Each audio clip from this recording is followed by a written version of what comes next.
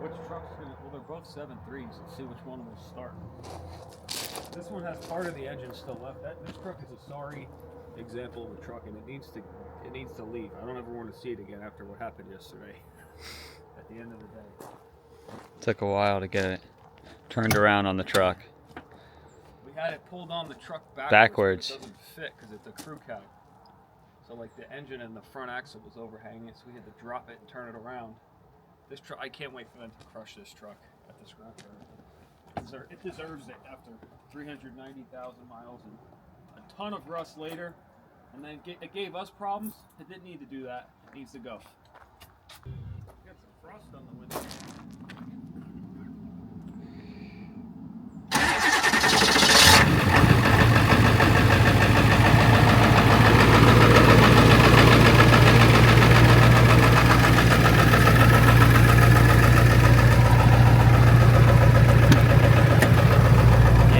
Cold in here. Who needs a new truck? It's cold. Well, one day down the line, I'm talking 20 years, these 7.3s they'll still be running, but they'll probably be all broken in half from rust. People are still reaching out, which is very nice, for us to offer the service we did in the 4-hour video, pulling the motor, resealing it, replacing the oil pan, injectors, the whole 9 yards. I'd love to do it. It's just that's not what we do. We're in the buy and sell business, as you guys can tell. We strip trucks down for parts. We part them out. We put them together if they're almost done and sell them. And we sell equipment and stuff like that. But now it's that time of year where it's cold. We got frost on the window. I think we're out of wiper fluid. That's why it's not working. Should have also started this 10 minutes ago. But anyway, it's that time of year where it's getting cold and everyone's having trouble starting their trucks. There's one guy on TikTok that lives in an HOA, and he had the block heater extension cord from his house going across the sidewalk to plug his truck in because he parks it in the street, and they were going to fine him $100 a day because the cord was a tripping hazard. Now, HOAs can be tricky to live in and tricky with some of their rules and stuff, and I mean, I kind of agree with the HOA on this. You got a cord across it and it's dark and some kid's going down the street and he trips, he's going to crack his head open. But also at the same time, if these 7.3s are maintained and have the right parts on them, as you can just see, they don't need to be plugged in. Yeah, they start. They don't. The Gold truck can go sit for a month and then it could be 15 degrees out and it'll start right up if you have anti-gel and the fuel if it's that cold in like January. But right now, if it can sit for a month, it could be 15, 20 degrees. You don't need to plug them in. Good gold plugs, good glow plug relay, good injectors. Good injectors, good compression. These things all still have good compression for the most part, unless some guy threw a tuner on it and did burnouts its entire life, or towed heavy, but still.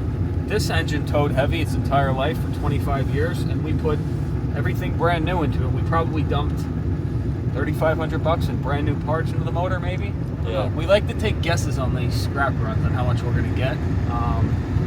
Usually they don't have engines in them, but the cabs are packed full with our loose scrap metal. But in this instance, the engine's there, the transmission's there, the doors are there, the inside's packed full, but we're missing the rear axle and the wheels and the bed. So it's like, I say $400. 400.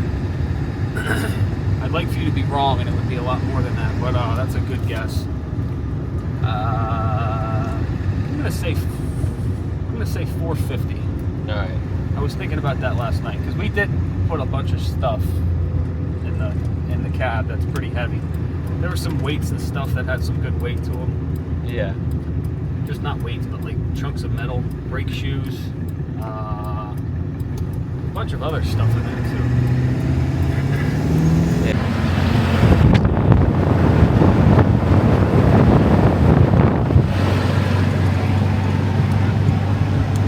We haven't been here in a while. I've been here. I was here like Oh yeah, you keep 2 weeks ago. You live 5 minutes away from here. Much. It's a good setup. 21,040 pounds. So we are underweight by 4,500, 4,900. Underweight. That's all that matters. I love this. This would solve our problems. Yeah, this big yard.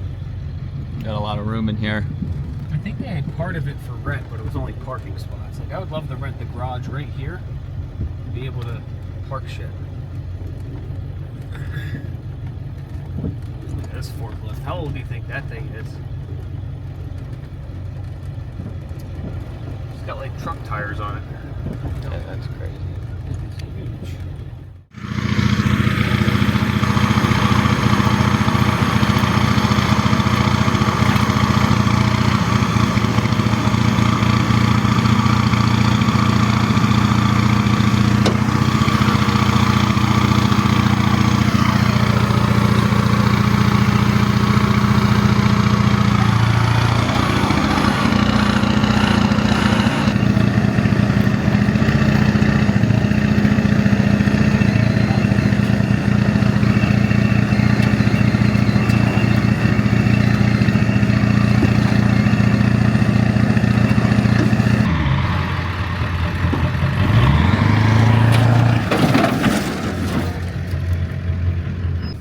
That's one way to do it. Yeah, see you later. I hate coming back here and like seeing these things later sometimes if like we wanted it but we just got rid of it because we didn't have like room, like where we took some parts off and we would have probably kept it as a whole. Yeah, there was one truck that had a nice bumper on it. We came back and somebody asked us for a bumper and I was like, oh, it's right, it's sitting right there. That truck, I want them to crush that. Drive right over it with the excavator. We never have to see it again. If we come back here next time, it's just sitting there. You like brings back the bad memories of what happened yesterday with it. Yeah. Now what's the weight? 14. 14. So say roughly 7,000. We'll find out when I go in. That's gonna be. I say 450. I say 4. I feel like I'm always right when we come to the scrapyard about the price. I'm usually cool. It changes so much, so you never know. But let's see. Look at this big guy coming in. He's probably got more than 20,000 on that scale. He's probably got a lot more than that. Probably break the scale. I was off. You were off, but you were closer. 375. 350. 350. So the space restrictions and all that. It's just get. We got the parts we needed. Get it out, and then let's move on. We have other ways to make money than just sitting on that thing. Is there anyone in New Jersey that has like just 1 acre of flat commercial land that can just give us? Yeah. Or 100 acres would work too. I mean, the more the better. If someone could just give it to us. or sell it to us. Yeah, or sell it to us. Giving it to us is a joke. We work for everything that we have and that we will have in the future, but we're looking for something bigger. Just watch, at the end of today, someone will message us on Facebook, hey, you got a set of seats for a 250 or 350 Lariat. Cloth. XLT, Yeah. cloth seats, a full entire seat set. And we'll say, no, we don't. They're at Southern Salvage Scrapyard if you want to go get them. Maybe you can buy them from them. And they're willing to spend a few $100 on a set of seats, but the seats have to stay dry, so we can't take them out of the truck and put them outside. There's only so much stuff we can tarp out there.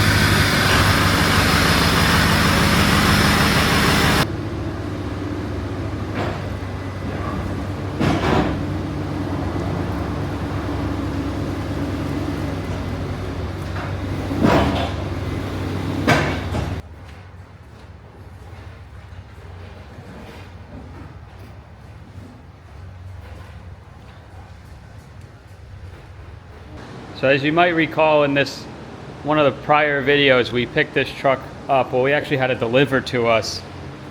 Unknown condition, basically. The only thing we knew was we had about a picture of the headlight and the fender, and we knew it was a 6.4 diesel.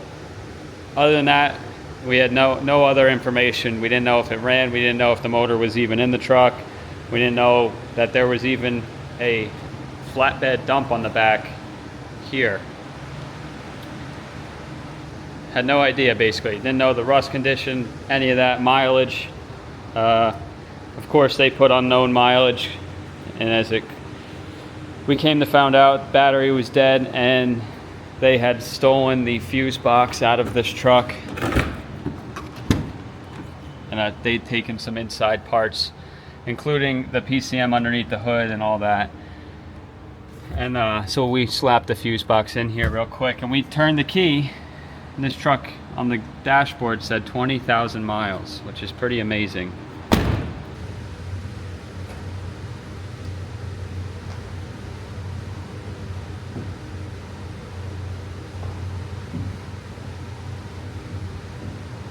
Underneath the hood was complete except for the battery and the air cleaner setup, which is in the inside of the truck, taken off. So we installed our PCM in there where those two plugs are, and one of the wires is actually broken. They had done a repair or something that didn't quite work out, I guess, because the wire's sitting here and the other end's sitting here. So that is definitely going to have to be fixed before we attempt anything. I don't know how those broke, or if they were cutting something, I don't know, but we'll put that back to normal. And then I'm going to have to program it so that we can get this thing to turn over with the scan tool. I'm going to have to plug my scanner into the OBD underneath here. Right here, our OBD, and see what the deal is here, and see hopefully we can get the modules to sync up and then crank this thing over, see if it starts. Who knows? It looks like a total piece of crap right now. Obviously door panel is off. There's a bunch of junk in here. Ooh, they got an air freshener in here. There it was. So it's one of those gambles, but we got the truck so cheap it doesn't really matter, because worst case, we can just take the parts off of it, pull the motor out, and go from there. But let's hope that we can keep this as a whole truck and it starts, because the dump bed, we put some sides on here and make this into a pretty decent truck.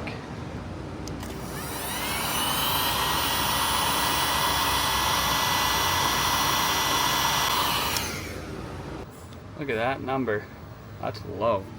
Yeah, I can't get the scanner to hook up because there's more wires that were broken. All right, come look at this. Now, I'm sitting in there turning the key, like wondering why nothing is lighting up and the scanner won't hook up, but the wire's cut. So where? Get the fuse box out? Probably. Lazy? Probably. All the wires are right here, and it's cut right here. Well, the glove box, I got that just pulled off. And then these wires are just sitting back behind this dashboard right there. You can see them snipped. And they're supposed to be going down to that harness down in there by the fuse box, and that won't do us any good getting power up to this dashboard.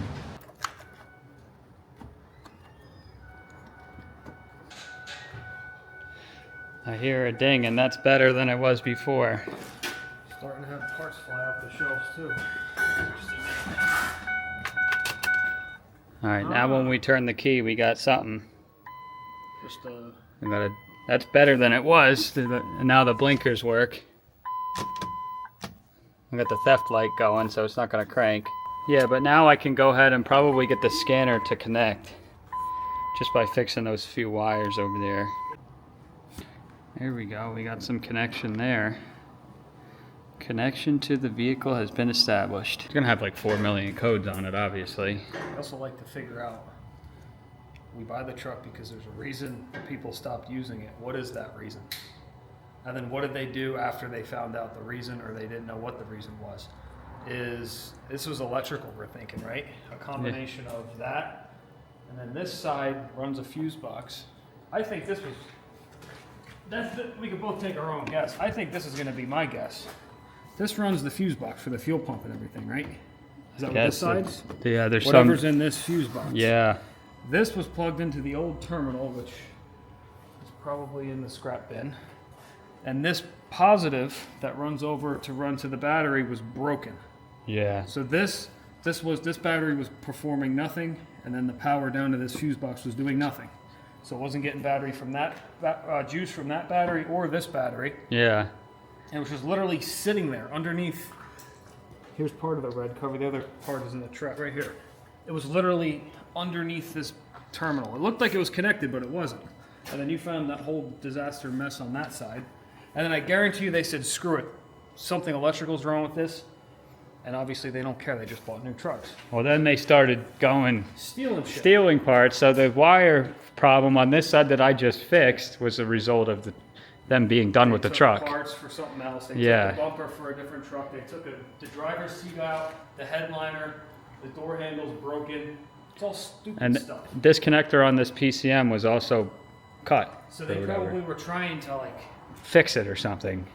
my guess is this. Yeah, I could also say if the connector was off the PCM for some reason, I mean, who knows what wire it was, We but will never know. you'll never know. It could stop running or something. These people, They don't I mean, think. the townships in general, the town mechanics or whoever it is, they don't care. It's not their truck. It's the townships. It's the state's truck. They don't give a crap. They'll just go buy a new one. They'll say, oh, I couldn't get to it. Work on something else out of the 500 trucks that they have to get ready. Yeah, It is a 6.4, but I guarantee you it's going to run completely fine. yeah. There's also a ton of codes from stuff being unplugged, Yeah. which is fine because we're gonna fix this right It's now. like, the handle doesn't work, right? To open this from the outside. So they take the door panel off, throw it in here, throw all the hardware in here, and then just, oh, let's take the seat for another project, and then it's locked. Yeah. That's what it is. The handle works, I think, right? I don't Yeah, I know, got it's it. completely unhooked. I would be happy even if this doesn't run today if we can just get it to crank by the key and get that Yeah. theft. We want to get the theft light off. Yeah, since we put a new PCM in it, we gotta initialize the modules to communicate. The fuse box and the instrument cluster and the PCM really need to be communicating together to get this thing to turn. What language are you speaking? Doesn't sound English to me, that's why. So You can do this part and I'll it's not too hard, but